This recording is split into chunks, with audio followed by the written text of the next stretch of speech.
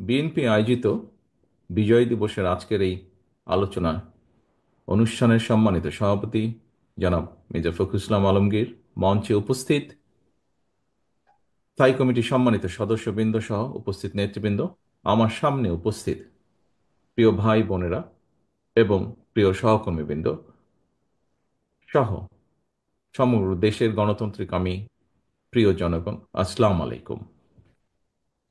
লাখো প্রাণের বিনিময়ে অর্জিত গৌরবময় বিজয়ের ৫৪তম এই বার্ষিকীর শুভ লগ্নে বাংলাদেশের গণতন্ত্রকামী স্বাধীনতা প্রিয় জনগণকে জানাই বিজয়ের আন্তরিক শুভেচ্ছা। স্বাধীনতার জন্য আত্মত্যাগকারী বীর মুক্তিযোদ্ধাদের প্রতি জানাই গভীর শ্রদ্ধা। সাম্য, মানবিক মর্যাদা, সামাজিক সুবিচার প্রতিষ্ঠার মূলমন্ত্রে ১৯৭১ সালে বীর মুক্তিযোদ্ধারা বাংলাদেশ স্বাধীন করেছিলেন। তবে তাবেদার অপশক্তি বারবারই স্বাধীন বাংলাদেশকে বিপথে নেবার ষড়যন্ত্র অব্যাহত রেখেছিল। বিশেষ করে পলাতক স্বৈরাচার গত দেড় দশকে বাংলাদেশের স্বাধীনতা, সম্মান, বিজয়ের গৌরব ও অর্জনকে আবারও প্রায় বিকিয়ে দিয়েছিল। তবে ছাত্র জনতার রক্তক্ষয়ী গণ অভ্যুত্থানে গত ৫ই আগস্ট তাবেদার মাফিয়া চক্রের প্রধানের পালিয়ে যাবার ভেতর দিয়ে দেশ এবং জনগণের স্বাধীনতা রক্ষা পেয়েছে। এ কারণেই প্রায় আমি বলে থাকি, ১৯৭১ সাল ছিল বাংলাদেশের স্বাধীনতা অর্জনের, আর ১৯২৪ সাল দেশ এবং জনগণের স্বাধীনতা রক্ষার। এমন পরিস্থিতিতে ফ্যাসিবাদ মুক্ত পরিবেশে এবারের বিজয় দিবস অবশ্যই অনেক বেশি আনন্দের, গৌরবের এবং অনেক বেশি অর্থবহ এবং তাৎপর্যপূর্ণ। আমি বিশ্বাস করি আগামী বছরগুলোতে স্বাধীনতা কিংবা বিজয় দিবস শুধুমাত্র আনন্দ উদযাপনের মধ্যেই সীমাবদ্ধ থাকবে না বা রাখা যাবে না, বরং আমি দৃঢ়ভাবে বিশ্বাস করতে চাই আগামীর বাংলাদেশে প্রতিটি স্বাধীনতা এবং বিজয় দিবস হয়ে উঠবে জনগণের প্রতি রাষ্ট্র ও সরকারের দায় কিংবা প্রতিশ্রুতি পূরণের একটি অর্থবহ দিন। প্রিয় উপস্থিতিবৃন্দ, ১৯৭৫ সালের নভেম্বরের পূর্ব পরিস্থিতি কিংবা মাফিয়া শাসনের গত দেড় দশক উভয় সময় শাসনকাল পর্যালোচনা করলে কিন্তু একটি বিশেষ লক্ষণীয় দিক ফুটে ওঠে। কি সেটি? উভয় সময়ই আমরা দেখেছি বাংলাদেশের স্বাধীনতা, সার্বভৌমত্ব প্রায় বিপন্ন হয়ে পড়েছিল। জনগণ দেখেছে দেশের স্বাধীনতা, সার্বভৌমত্ব বিপন্ন করে দেওয়ার ষড়যন্ত্র বাস্তবায়নের অংশ হিসাবে সুকৌশলে নাগরিকদের সকল গণতান্ত্রিক রাজনৈতিক অধিকারকে কেড়ে নেওয়া হয়েছিল। হরণ করা হয়েছিল জনগণের ভোট প্রয়োগের অধিকার। জনপ্রতিনিধি নির্বাচনী ব্যবস্থাকে একদম ধ্বংস করে দেওয়া হয়েছিল। সুতরাং এটি স্পষ্ট, জনগণের গণতান্ত্রিক অধিকার, জনগণের ভোট প্রয়োগের অধিকার বহাল এবং কার্যকর থাকা না থাকার সঙ্গে দেশের স্বাধীনতা, সার্বভৌমত্ব সুসংহত থাকা না থাকার একটি গভীর সংযোগ কিংবা সম্পর্ক রয়েছে। অর্থাৎ রাষ্ট্রের নাগরিকদেরকে রাজনৈতিক এবং অর্থনৈতিকভাবে ক্ষমতাহীন করে দেওয়া গেলে দেশের স্বাধীনতা, সার্বভৌমত্ব, এমনকি রাষ্ট্রের আভ্যন্তরীণ শৃঙ্খলাও দুর্বল এবং বিপর্যস্ত হয়ে পড়ে।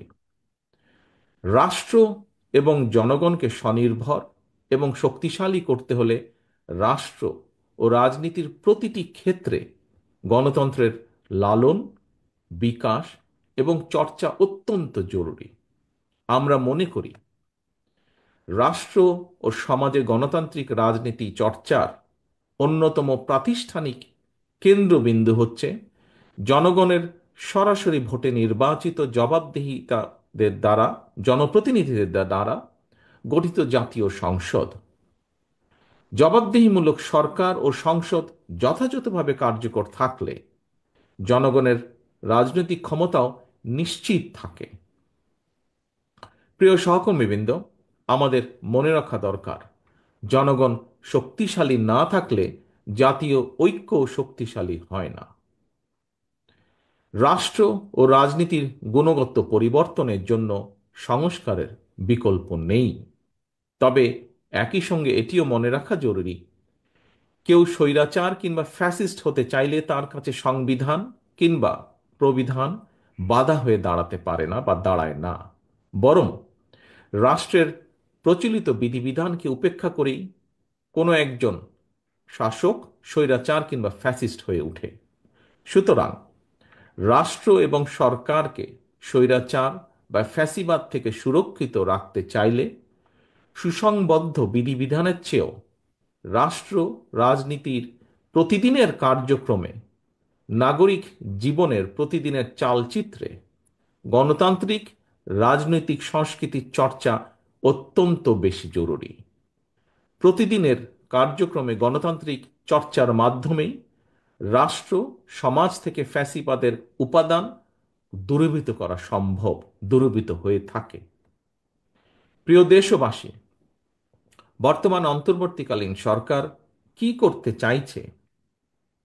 রাষ্ট্র মেরামতের জন্য অন্তর্বর্তীকালীন সরকারের আর কত মাস কিংবা কত সময় প্রয়োজন, সেটি জানার অধিকার জনগণের রয়েছে। সরকার জনগণের সামনে তাদের আগামী দিনের কর্মপরিকল্পনার রোডম্যাপ ঘোষণা করলে এটি একদিকে জনগণের কাছে সরকারের স্বচ্ছতা এবং জবাবদিহিতাকেই নিশ্চিত করবে, অপরদিকে প্রশাসনিক কার্যক্রমেও গতিশীলতা বাড়বে। তবে অন্তর্বর্তীকালীন সরকারের আগামী দিনের কর্মপরিকল্পনার রোডম্যাপ ঘোষণার কথা শুনলেই যদি উপদেষ্টাদের চেহারায় অস্বস্তির ছাপ ফুটে ওঠে, সেটি হবে অবশ্যই গণ আকাঙ্ক্ষা বিরোধী। সরকার তাদের সকল কার্যক্রমের মাধ্যমে জনগণের কাছে যত বেশি স্বচ্ছ থাকবে, জনগণও সরকারের প্রতি তত বেশি সমর্থনের হাত প্রসারিত রাখবে।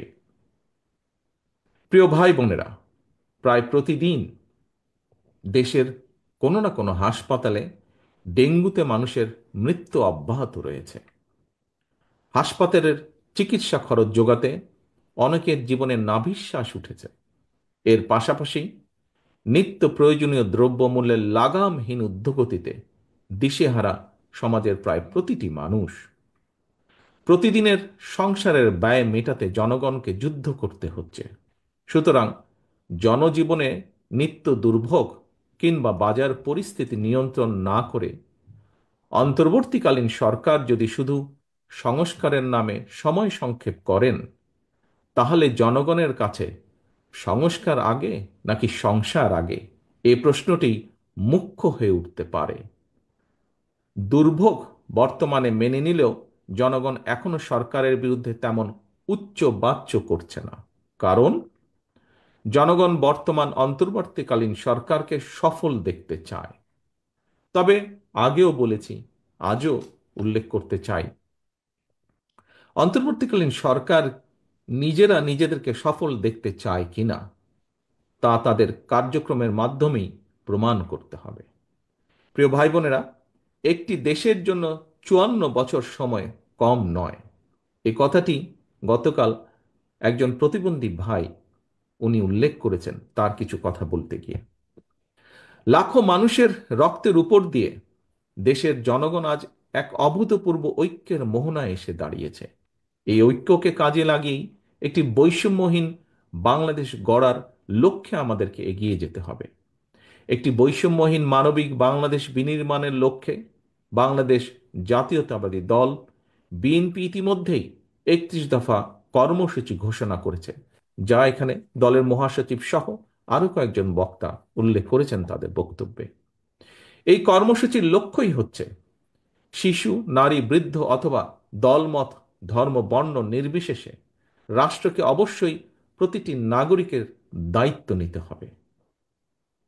পরিশেষে আমি বিএনপির সর্বস্তরের নেতাকর্মীদের প্রতি আহ্বান জানিয়ে বলতে চাই, সকল অস্পষ্টতা কাটিয়ে অচিরেই নির্বাচনী রোডম্যাপে যাত্রা শুরু করবে আমাদের এই প্রিয় বাংলাদেশ। সেই যাত্রায় আবারও বলছি, দয়া করে মন দিয়ে শুনবেন প্রতিটি নেতাকর্মী এই দলের। সেই যাত্রায় আপনাদের বিশ্বস্ত সঙ্গী হচ্ছে দেশের গণতান্ত্রিকামী স্বাধীনতা প্রিয় জনগণ। সুতরাং আপনারা জনগণের সঙ্গে থাকুন, জনগণকে সঙ্গে রাখার সর্বোচ্চ চেষ্টা করুন। সবশেষে বিজয় দিবসের প্রকালে আমি শহীদ মুক্তিযোদ্ধা সহ স্বাধীনতার ঘোষকের প্রতি গভীর শ্রদ্ধা জানিয়ে আমার বক্তব্য শেষ করছি।